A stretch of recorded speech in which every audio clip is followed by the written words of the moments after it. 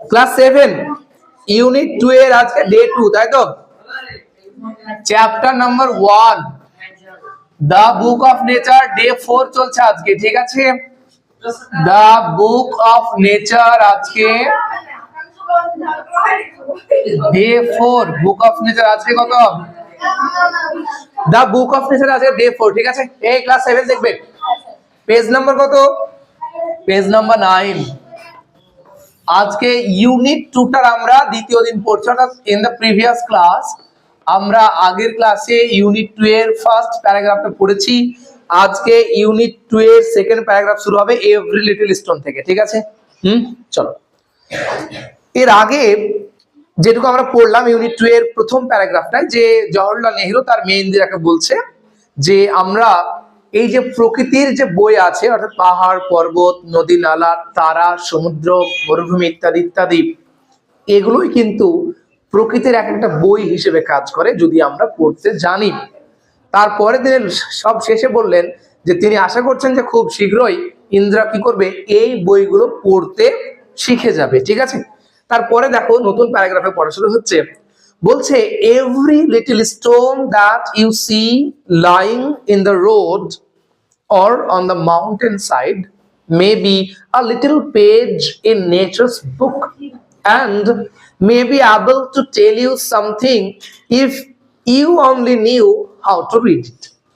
এই লাইনটা খুব সুন্দর একটা লাইন। তিনি বলছেন যে এভরি লিটল স্টোন, প্রত্যেকটা ছোট ছোট পাথর, দ্যাট ইউ সি, যেগুলো তুমি দেখো, লাইং ইন দ্য রোড, যেগুলো রাস্তায় পড়ে আছে, or on the mountain side, অথবা পাহাড়ের বা পর্বতের গায়ে, পর্বতের ধারে, পাহাড়ের ধারে পড়ে রয়েছে, সেই ছোট্ট পাথরটা, প্রত্যেকটা ছোট ছোট পাথর মেবি আ লিটল পেজ, হতে পারে তারা ছোট্ট একটা পাতা, কিসের?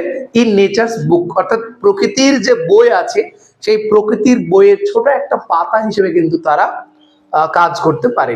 অ্যান্ড, এবং maybe able to tell you something, এবং তোমাকে হয়তো কিছু বলতেও পারে, যদি, কখন বলতে পারে? ইফ ইউ অনলি নিউ, যদি তুমি এটা জানতে, হাউ টু রিড ইট, যদি তুমি শুধু এটুকু জানো যে কিভাবে এটাকে পড়তে হয়, তাহলে সেই ছোট্ট পাথরটা কিন্তু কিছু বলতে পারে। To be able to read any language, Jawaharlal Nehru তার মেয়েকে বলছে যে যে কোনো ভাষা পড়তে সক্ষম হওয়ার জন্য, অ্যাবেল মানে সক্ষম, অ্যাবেল মানে কি?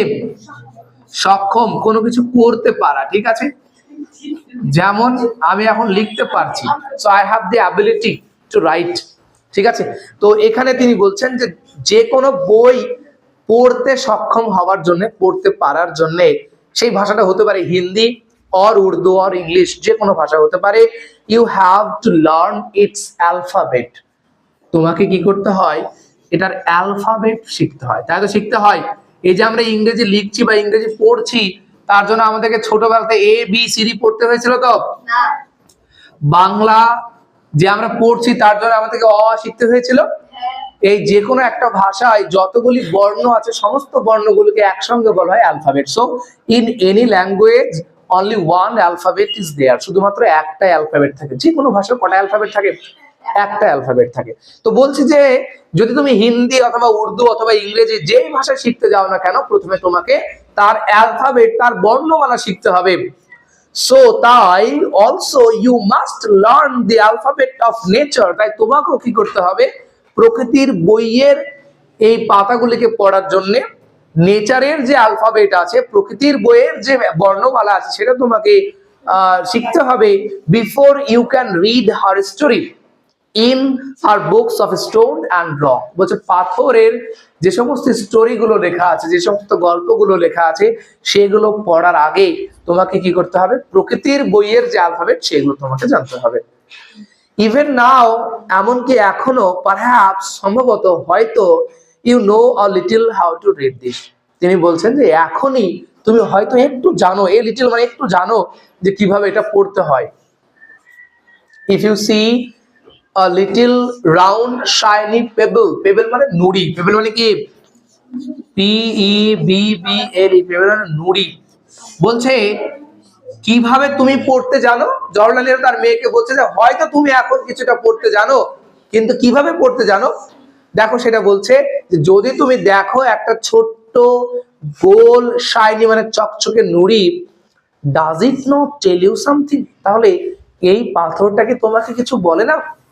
মনের মধ্যে প্রশ্ন জাগাচ্ছে যে একটা গোলাকার সুন্দর একটা রাউন্ড একটা গোল পাথর যেটা শাইনি অ্যাজ ওয়ে, যেটা চকচকে, সেই পাথরটাকে কিছু বলে না যে কিভাবে এটা গোল হলো, কিভাবে এটা শাইনি হলো, কে করলো? এই প্রশ্নগুলো কি আসে না?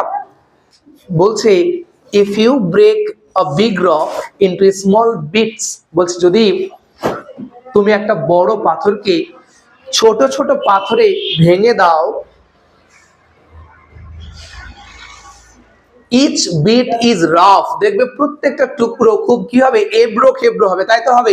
যদি একটা বড় পাথরকে বা বড় ইটকে যদি আমরা ভেঙে দিই, আমরা দেখেছি অনেক জায়গাতে ইটকে ভেঙে ভেঙে কুচি করতে, ছোট ছোট করতে, তো সেগুলো কি হবে, এবড়ো খেবড়ো হবে।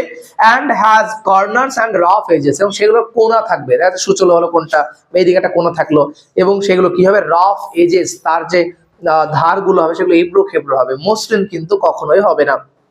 It is not at all like a round smooth pebble, এটা কখনোই এই যে একটা রাউন্ড গোলাকার সুন্দর একটা শাইনি স্মুথ পেবেল আছে তার মতো কিন্তু কখনোই হবে না।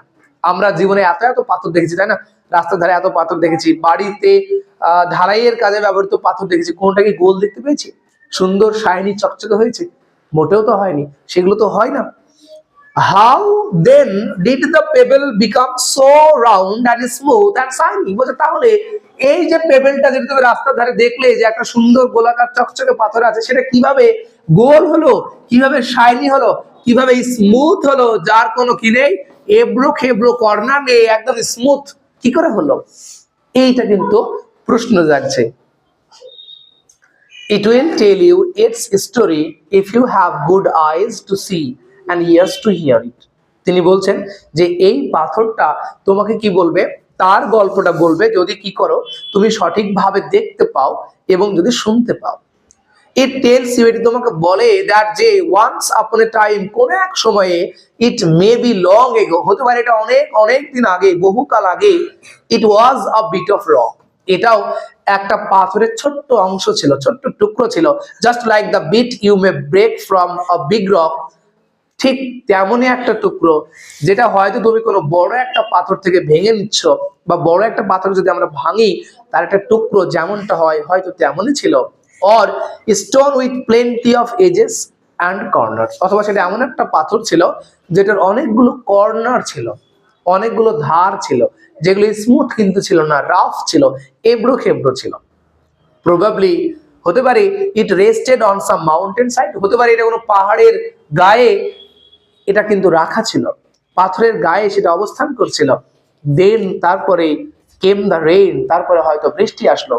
Washed it down to the little valley, valley মানে হচ্ছে দুটো পাহাড়ের মাঝের যে জায়গাটা সেটাকে আমরা ভ্যালি বলবো। এই যে মাঝের জায়গাটা এটাকে ভ্যালি বলে, কি বলে?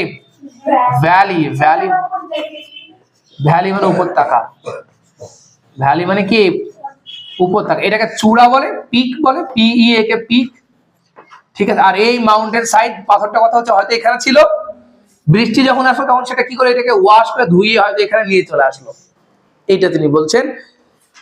তারপরে বলছে where it found a mountain stream, এবং এইখানে এসে হয়তো এই পাথরটা কোন একটা পাহাড়ি নদীর দেখা পেলো, ঠিক আছে, হয়তো পাথরটা এখান থেকে কি হলো, নদী তাকে বয়ে নিয়ে এসে কোন একটা পাহাড়ি নদীতে ফেললো। তারপরে বলছে and the little river took it to the big river, এবং এই যে ছোট্ট পাহাড়ি নদীটা, এই নদীটা হয়তো সেই পাথরটাকে নিয়ে গিয়ে কোন একটা বড় নদীতে ফেললো। and all the while it rolled at the bottom of the river, এবং এই যে এতটা সময় এখান থেকে ও নদী বক্ষে কি করছে, পাক খেতে খেতে ঘুরতে ঘুরতে ঘুরতে ঘুরতে আসছে, রোল করতে করতে আসছে, সেই সময়তে কি হয়েছে, its edges were worn away, তার যে ধারগুলো ছিল, তার যে কোনাগুলো ছিল, সেগুলো আস্তে আস্তে ক্ষয়ে গেছে। And it's rough surface made smooth and shiny, এবং সেই এবড়ো খেবড়ো যে সারফেসটা উপরিভাগটা সেটা কি হয়ে গেছে, খুব স্মুথ হয়ে গেছে, খুব চকচকে হয়ে গেছে। So it became the pebble that you see, তাই এইটা সেই পেবেলে পরিণত হয়েছে যাকে তুমি আজকে দেখছো, যেটা রাউন্ড গোলাকার হয়ে গেছে, যেটা শাইনি চকচকে হয়ে গেছে। যেমন এই চকটার মাথাটা এখানে কিন্তু এবড়ো খেবড়ো আছে, সমতল নেই। যদি আমি এটাকে এখানে ঘষতে থাকি তাহলে এটা আস্তে আস্তে কি হয়ে যাবে, সমান হয়ে যাবে, তাই তো? এইরকমই বলছে যে এই পাথরটা পাহাড়ের এই গা থেকে যখন গড়তে গড়তে আসে এবং নদী পক্ষে যখন সে গড়তে গড়তে আসছিল, তখন তার যে সাইড গুলো সেগুলো আস্তে আস্তে কি হয়েছে, ক্ষয়প্রাপ্ত হয়ে গেছে, ক্ষয়ে গেছে, যার ফলে এটি কি হয়ে গেছে, গোলাকার হয়েছে, শাইনি চকচকে হয়ে গেছে, স্মুথ হয়ে গেছে। তারপরে somehow the river left it behind and you found it, হতে পারে কোনো কারণে এই নদীটা থেকে এই পাথরটা পিছে পড়ে গেছে, নদীটা হয়তো একে পেছে রেখে চলে গেছে, বা হয়তো জলের স্রোত কম থাকায় সে এখানে থেকে গেছে এবং তুমি এটিকে খুঁজে পেয়ে গিয়েছো। If the river had carried it on, বলছে যদি এই পাথরটাকে নদী বয়ে নিয়ে চলে যেত তার সঙ্গে, যদি এখানে না রেখে যেত, it would have become smaller and smaller, তাহলে এটি আরো ছোট হয়ে যেত, আরো ছোট হয়ে যেত, টিল যতক্ষণ না পর্যন্ত, অ্যাট লাস্ট অবশেষে, ইট, তারপরে আমরা পরে পেজে চলে এসেছি। সো পেজ 9 and 10 আমরা দুটোই আজকে একসঙ্গে পড়ছি। তাহলে তিনি গল্পটা কন্টিনিউ করছে, যদি এই পাথরটাকে নদীটা রেখে না যেত তাহলে এটি কি হতো, আরো যত এগিয়ে যেত তত সেটা ছোট হতো, ছোট হতো, কতক্ষণ পর্যন্ত, till it became a grain of sand, যতক্ষণ না সেই পাথরটা একটা বালির কণায় পরিণত হতো।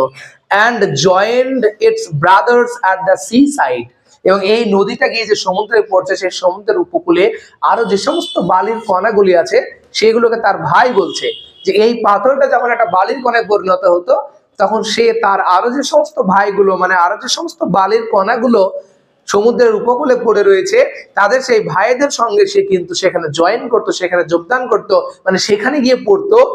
And at the sea side to make a beautiful beach, খুব সুন্দর একটা সমুদ্র উপকূল তৈরি করতো। আমরা সমুদ্র যারা গিয়েছে তারা দেখেছি সমুদ্র উপকূলটা কি হয়, বালি থাকে, তাই না? সেই বালি দিয়ে কিন্তু উপকূলটা থাকে, ওয়্যার, যেখানে লিটল চিলড্রেন ক্যান প্লে, যেখানে ছোট ছোট বাচ্চারা খেলতে পারে, and make castles out of sand, এবং তারা বালি দিয়ে ক্যাসেল তৈরি করে, দুর্গ তৈরি করে, প্রাসাদ তৈরি করে।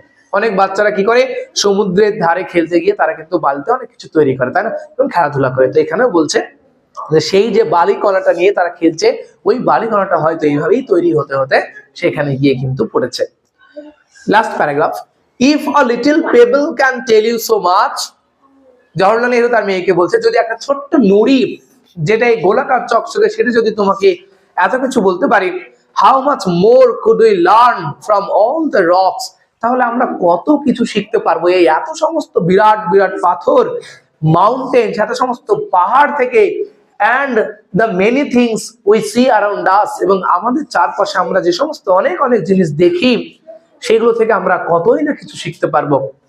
এই হচ্ছে গল্পটা, যে গল্পটাতে ইন্দিরা গান্ধীকে তিনি কিন্তু উৎসাহিত করছে, কি করতে, প্রশ্ন করতে উৎসাহিত করছে, যে তুমি তোমার চারপাশে যা কিছু দেখছো সেগুলোকে প্রশ্ন করো, তাহলে কিন্তু কি পারা যাবে, উত্তর কিন্তু পাওয়া যাবে, যে কিভাবে এটা হলো, কিভাবে সেটা হলো। এভাবেই তিনি প্রত্যেকটা বাচ্চাদেরকেই, তোমাদের সিলেবাস এটাকে দেওয়া হয়েছে এজন্য যাতে করে তোমরাও বিভিন্ন বিষয় নিয়ে প্রশ্ন করতে পারো যে এটা কিভাবে হলো, এটা কিভাবে আসলো। বোঝা গেছে? এবং এই হচ্ছে আমাদের গল্পটা, ক্লাস 7 এ পুরো গল্প শেষ হয়ে গেল। অ্যাক্টিভিটি 5 বলেছে যে কোন